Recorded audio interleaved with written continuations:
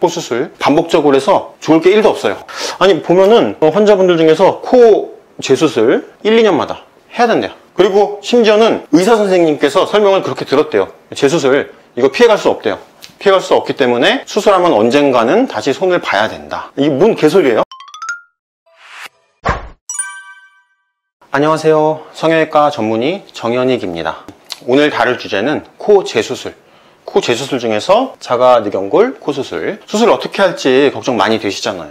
그래서 코 재수술 관해서 솔직하게 한 말씀 드리려고 준비했어요. 성형외과 전문의로서 그리고 그 중에 코 재수술 전문가로서 말씀을 드리자면 코 수술 반복적으로 해서 좋을 게 1도 없어요. 그리고 기왕이면 첫 수술로 끝내는 게 좋아요. 아니 보면은 환자분들 중에서 코 재수술 1, 2년마다 해야 된대요. 그리고 심지어는 의사 선생님께서 설명을 그렇게 들었대요. 재수술 이거 피해갈 수 없대요. 피해갈 수 없기 때문에 수술하면 언젠가는 다시 손을 봐야 된다. 이게 뭔 개소리예요? 그쵸? 이거 그렇지 않아요. 저는 첫 수술하는 환자분 그리고 진짜 특별한 경우 아니고는 수술할 때 코끝에다가 자가조직 이외에 어떠한 인공조직도 쓰지 않아요. 실리콘? 실리콘은 콧대에 볼륨 채워주는 용도로만 제한적으로 사용하는 거예요. 근데 자가조직으로 수술할 때 문제가 뭐냐? 자가조직 문제는 코가 작은 분이 수술하러 오시잖아요. 문제는 재료가 없어. 코가 너무 높아서 낮추는 분이 아니라면 결국은 우리가 코를 높여야 되잖아요. 재료로 승부를 볼 수밖에 없어요. 그게 코 수술인데 아니 재료가 없는데 코를 어떻게 만들어요? 그러니까 중경연골, 귀연골 이것저것 다 떼보는 거예요. 그래도 안 되니까 결국은 인공조직을 가져다가 쓰는 거예요. 물론 귀연골 충분히 떼면은 양이 꽤 나오기도 해요. 그거를 겹쳐서 사용을 하면은 지지력도 그렇게 못 쓸 만큼 아니에요. 그리고 귀연골이 탄력성을 가진 연골이라서 돼지코 있잖아요. 이거 된다고 홍보되는 거 많이 봤죠? 자연스러워서 좋아하시는 분들도 있어요. 근데 자연스러운 것의 맹점이 뭐냐? 진짜로 자연스러워. 그렇게 큰 차이가 안 나요. 친구들이 뭔가 달라졌대. 근데 몰라보기도 해. 그래도 자연스러운 게 좋으면 귀연골로 자연스러운 교정량을 목표로 수술하는 거예요. 괜찮아요. 근데 문제는 코가 작은 분들 솔직히 까놓고 말해봐. 코가 엄청나게 높길 바래요. 자연스럽게 해달라고 환자분들이 연예인 사진 가져오세요. 보면은 코가 엄청 높아. 귀연골만으로 그거 되겠냐고요. 안 돼요. 그래서 쓰는 게 중격이죠. 그렇죠? 근데 뭐 높으면 좋아요. 높아지고 싶어서 수술하는데 높아져 당연히. 또 문제는 코가 낮은 분들 피부도 두껍고 양이 적어요. 그래서 아무리 골격을 높게 만들어 놔봤자 피부가 누르는 힘이 있어요. 그래서 결국은 무너진단 말이죠. 학교에서 배웠잖아요. 작용 반작용 우리가 코끝을 높이게 되면은 자 코가 이렇게 있어요. 코끝을 높여 그러면은 이 힘만큼 피부가 누르는 반작용이 생겨요. 그래서 우리가 이 높이는 힘을 높일수록 이 힘도 세지기 때문에 결국은 무너지는 쪽으로 간다는 거예요. 중고등학교 때 배웠죠? 배웠을 텐데. 그래서 중고등학교 때 공부도 열심히 해야 돼요. 이거 나중에 써먹을 때 있어요. 여하튼 경과 보다 보면은 이 피부가 누르는 힘 때문에 이렇게 코끝이 떨어지기도 하고 그리고 떨어지기만 하는 게 아니에요. 코가 한쪽으로 이렇게 틀어지기도 해요. 수술하고 마지막에 피부 닫을 때 우리가 이렇게 부드럽게 당겨줘 놓은 느낌으로 닫아야지 그거를 억지로 잡아당겨. 그리고 수술 보조자한테 자 이거 잡아당기고 있어? 그러고 피부 꼬매. 그거 되겠냐고요.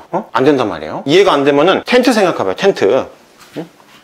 자 우리가 텐트를 칠 거예요. 텐트를 치는데 자 이렇게 처음에 이렇게 치려고 그랬어요. 근데 여자친구가 나는 천장 높은 집이 좋대. 그래서 천장 높은 집 싫어하는 사람 어디 있겠어요. 힘들게 골격을 더 갖다가 높였어요. 높였는데 문제는 덮을 천이 그대로인 거야. 그래서 어쩔 수 없이 친구한테 너 저기 반대편 쓰고 붙잡고 있어. 내가 당길 테니까. 그러고 억지로 당기게 해서 고정을 했어요. 어떻게 될까요? 상식적으로 그게 그대로 있겠어요? 되겠냐고요. 근데 문제는 돼요.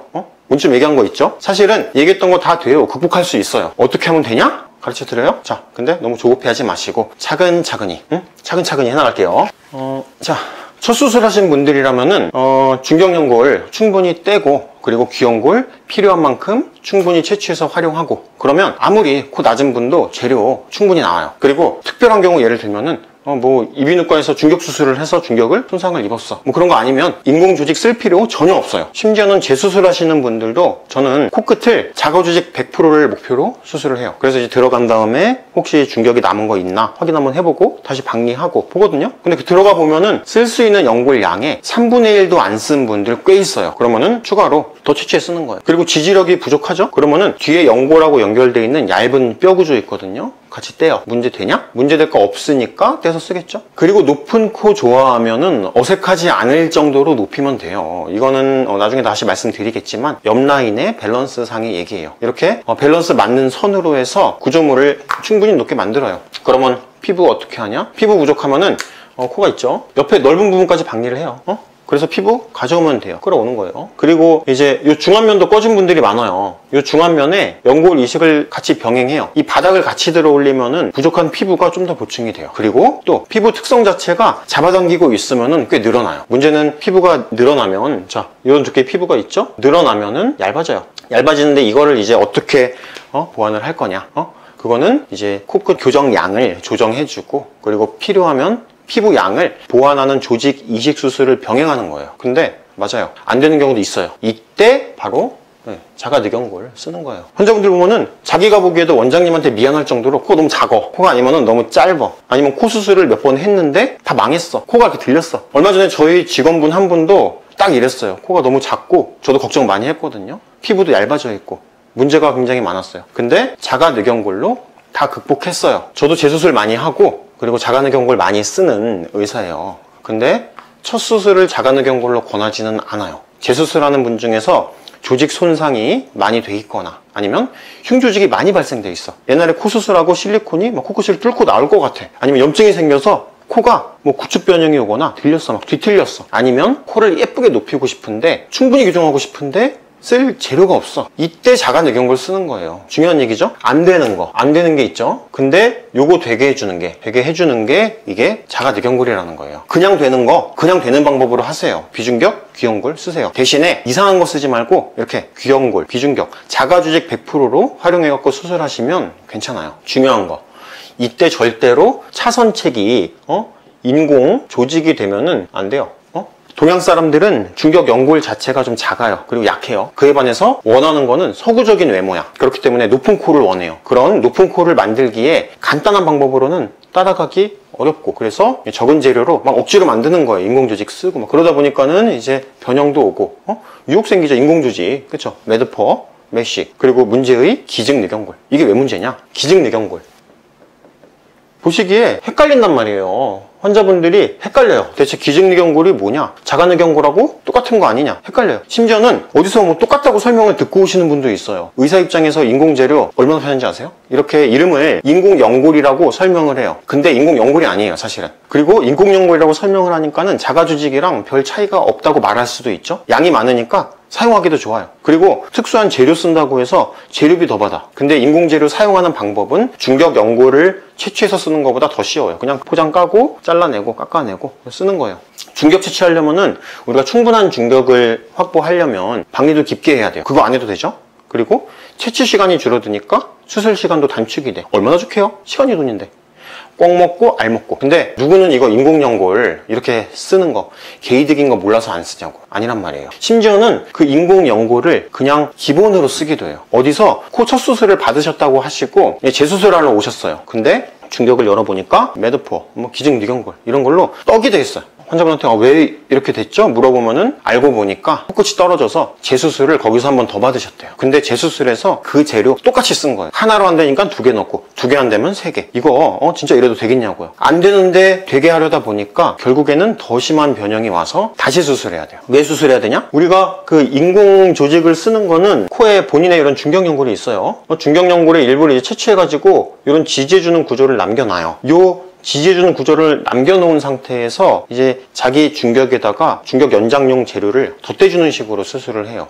근데 인공 재료를 사용했을 때 제일 문제가 여기다 덧대주죠? 그러면은 본인의 이 중격 구조가 망가져요. 자기 중격 구조가 다 망가진다는 얘기예요. 요즘에는 옛날처럼 실리콘만 그냥 쑥 집어넣는 거 아니거든요. 중격에 조직이시켜서 자기 중격을 연장하는 게 우리 트렌드인데, 중격 연장용으로 인공 재료를 쓴다는 거예요. 인공 재료를 쓰니까 문제가 말씀드린 것처럼 중격이 약해지고 이물 반응 때문에 그러는 거예요. 근데 중격을 연장하는 재료가 다 이렇게 수술하는 거다 보니까는 덧대주는 재료? 거기다 또 덧대거든요? 구조가 약해져 있어. 덧댄다고 되냐고요. 자리 잡고 있는 기본 구조가 인공물 때문에 망가지니까 안에서 코를 지지하는 구조 망가지죠. 코끝에 만들어준 거 그대로 있겠냐고요. 당연히 같이 떨어지는 거예요.